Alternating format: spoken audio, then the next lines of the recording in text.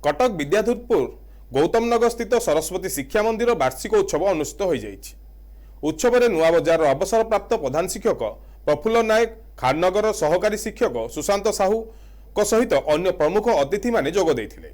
चलित वर्ष विद्यालयर मैट्रिक टॉपर विद्यालयर वार्षिक क्रीड़ा प्रतियोगिता अंशग्रहण करथिबा छात्र छात्री एवं अभिभावकों को पुरस्कृत करा जायथिला। एथिसहित सामाजिक कर्मी, गणमाध्यम प्रतिनिधि, विद्याधरपुर पूजा कमिटीर समेत बहु मान्यगण्य व्यक्ति को विद्यालय पक्षर संबर्धना दि जाइथिला। विद्यालय परिचालना सभापति तपन महारणा संपादकों सहित समस्त शिक्षक, शिक्षयित्री, छात्र छात्री एवं तांको अभिभावक माने उपस्थित थिले।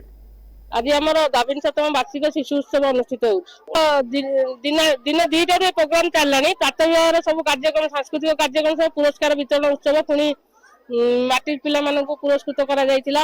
एबे मध्ये दिवाभर कार्यक्रम, सांस्कृतिक कार्यक्रम आरंभ हो। सरस्वती शिक्षा मंदिर 22तम वार्षिक उत्सव मु प्रति वर्ष उत्सव को आसे, ए वर्ष मध्ये आसीछि। खाली गोटे नुआ कथा जे ये स्कूल भल मेधावी छात्र छात्री विगत दिन में उत्तीर्ण कराई एवं आशा अच्छी आगामी दिन में जो प्रचेषा रही मुख्य प्रधान शिक्षयित्री अच्छा आपणकर पति मैडम, तेणु परिचालना कमिटी, संपादक, सभापति समस्त गोटे आस्था रही भल शिक्षा व्यवस्था स्कूल टी चली। आगामी दिन में आम प्रार्थना करूँ केमती स्कूल उन्नति हो एवं आहुरी भल मेधावी छात्र छात्री उत्तीर्ण हो।